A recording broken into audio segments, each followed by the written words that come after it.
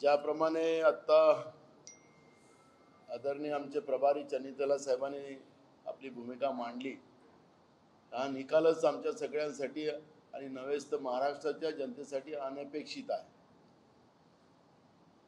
त्यामुळे या निकालामागे नेमकं काय दडलेलं आहे त्याचं ऑल इंडिया काँग्रेसच्या वतीने त्याची चौकशी केली जाईल आणि योग्य ते पाऊल उचललं जाईल अशी त्यांनी ग्वाही दिली आणि त्याचं मी समर्थन करतो आहे। मूळ प्रश्न आहे की लाडक्या बहिणीचा जो विषय होता, जे आता सत्तेमध्ये लोक आहेत त्यांनी सांगितलं की आम्हाला लाडक्या बहिणीने आशीर्वाद दिला। निवडणूक आयोगाच्या सूचनेप्रमाणे 2100 रुपये त्यांनी बंद केलं होतं, ते उद्यापासून त्यांनी 2100 रुपये चालू केले पाहिजे।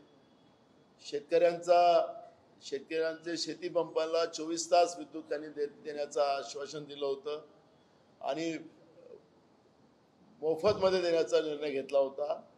तो निर्णय त्यांनी कंटिन्यू करावा। शेतकऱ्यांना 24 तास विद्युत द्यावी। सोयाबीनला 6000 रुपये भाव त्यांनी द्यायचं मान्य केलेलं होतं। कापसाला 9000 रुपये भाव त्यांनी द्यायचं ठरलेलं होतं। धान उत्पादक शेतकऱ्याला 1000 रुपये बोनस देण्याचं त्यांनी मान्य केलं होतं। महाराष्ट्रातल्या शेतकऱ्यांचा MSP पेक्षा कमी भाव पिकाला भाव गेला तर राज्य सरकार त्याला वरचे पैसे देईल अशा पद्धतीच्या ग्वाही आणि त्यांचा जाहीरनामा महायुतीचा होता।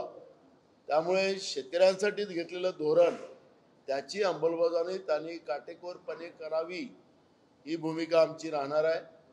त्याचप्रमाणे तरुणांसाठी कोट्यावधी जॉब म्हणजे त्यांना नोकऱ्या महाराष्ट्रामध्ये उपलब्ध करण्याचं आश्वासन आणि त्यांच्या जाहीरनाम्यामध्ये त्यांनी त्या पद्धतीचं जाहीर केलेलं होतं। त्याची अंमलबजावणी त्यांनी तातडीनं करावी, त्याची सुरुवात करावी ही भूमिका आमची राहणार आहे। महाराष्ट्र करप्शन मुक्त महाराष्ट्र हे सुद्धा त्यांनी त्यांच्या जाहीरनाम्यामध्ये सांगितलेलं होतं आणि त्याच पद्धतीनं आदरणीय नरेंद्र मोदीजी तेच सांगत होते की आमचं सरकार एकदम दुधाने धुतल्यासारखं साफ आहे, एकदम क्लिअर आहे। त्यामुळे असं स्वच्छ सरकार, विदाउट करप्टेड सरकार महाराष्ट्राच्या जनतेला अपेक्षित आहे आणि आम्हाला पण अपेक्षित आहे। आणि ज्या पद्धतीनं महाराष्ट्राच्या संपत्त्या यांनी विकायला काढल्यात, ऑक्शन करायला सुरुवात केली, ती तातडीने यांनी थांबवावं आणि राज्याच्या तिजोरीचं जी काही परिस्थिती आज आहे ती परिस्थिती यांनी चांगली करावी ही आमची भूमिका आहे। आता एवढं बहुमत मिळालं की कधी नव्हे, एवढं मोठं चांगलं काम त्यांच्या मागच्या 2.5 वर्ष सरकारमध्ये केलं आणि जनतेने त्यांना तसा प्रतिसाद दिला असं ते लोक सांगतात आहेत। तर ठीक आहे, जनतेने तुम्हाला प्रतिसाद दिला, जनतेच्या आशीर्वादाने तुम्ही निवडून आलात, त्याला काही दुमताचा काही भागच नाही आहे। पण जे आश्वासन तुम्ही जनतेला दिलेले आहे त्याचं पालन तुम्हाला करावं लागेल ही भूमिका आमची राहणार आहे। आपण सांगितलं की आम्ही सगळ्या लोकांना, गरिबांना घरं बांधून देणार आहोत, ती पण अंमलबजावणी तातडीने केली पाहिजे। तर या सगळ्या भूमिका घेऊन आम्ही जनतेचे प्रश्न घेऊन आम्ही महाराष्ट्रामध्ये काँग्रेस लढेल। आणि ठीक आहे, आज जे काही झालेलं आहे ते आपल्यालाही कळत आहे।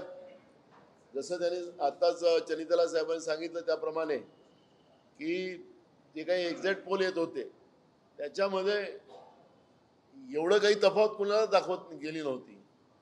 तर याचाच अर्थ त्यांनी जो काही शंका व्यक्त केलेली आहे त्या शंकेबद्दलचं काही त्याच्यामध्ये काही निघालं तर निश्चितपणे होईल। आम्हाला कुठल्या EVM मशीनबद्दलचं आणि कुठल्या याच्यावरची आम्हाला चर्चा करायची नाही आहे। आपण त्याच्यातून गैरसमज काढा। जसं आता मौसमीने विचारलं त्याप्रमाणे प्रियंका गांधी निवडून आल्या, झारखंडला निवडून आले, इथं का, तर आम्हाला त्यावर चर्चाच करायची नाही आहे। पण याच्यावरचं चिंतन आम्ही करू। आम्ही याच्यामधलं काय नेमका लॅकुना होता, आम्ही जी तयारी केली होती त्याच्यात आमचा काय लॅकुना होता, त्या सगळ्या गोष्टीचा आम्ही अभ्यास करू आणि जनतेसाठी आम्ही जनतेच्या प्रश्नासाठी महाराष्ट्रामध्ये काँग्रेस पक्ष लढत राहील आणि जनतेला न्याय मिळवून देण्यासाठी आम्ही सतत तयार राहू ही भूमिका काँग्रेस पक्षाची आहे। आम्ही कुठं म्हणले, तुम्हीच काढताय, तुम्हाला जास्त शंका दिसतोय पत्रकारांना। नाही नाही, पत्रकारांना शंका वाटते, आम्हाला नाही आहे. आम्ही कुठं म्हटलंय? आम्ही म्हटलंच नाही. आम्ही म्हटलंच नाही.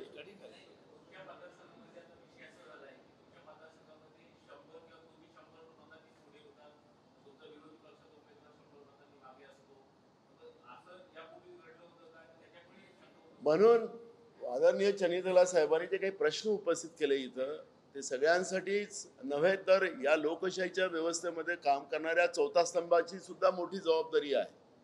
लोकशाही वाचली पाहिजे याच्यासाठी आम्ही सगळ्यांनीच प्रयत्न केला पाहिजे.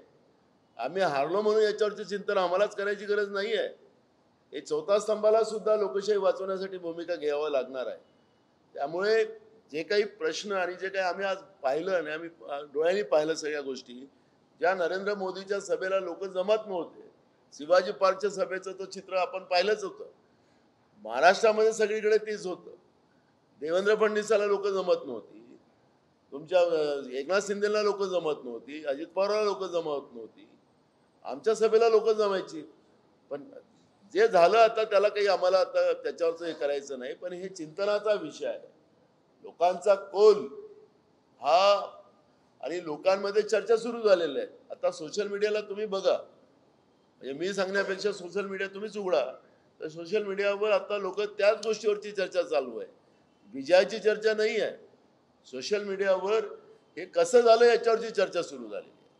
त्याच्यामुळे लोकांमधला हा संभ्रम आहे आणि म्हणून तीच भूमिका आदरणीय चनितला साहेबांनी मांडलेली आहे. आम्ही आमचं या ईव्हीएम मशीनबद्दलचं एक शब्द पण आम्हाला बोलायचा नाही आहे. पण हे झालं काय याच्यावरचं निश्चितपणे शोध घेणं ही काळाची गरज आहे आणि त्या पद्धतीचं पाऊल काँग्रेस पक्ष उचलेल.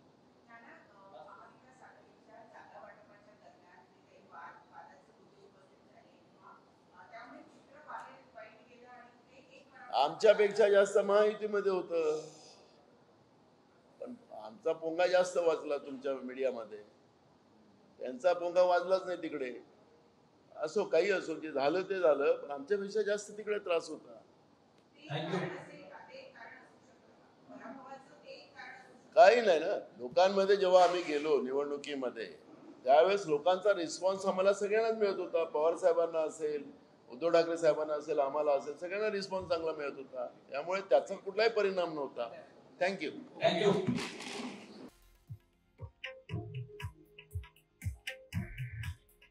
हे आहे देशातील नंबर 1 न्यूज नेटवर्क आणि आपण पाहत आहात TV9 मराठी.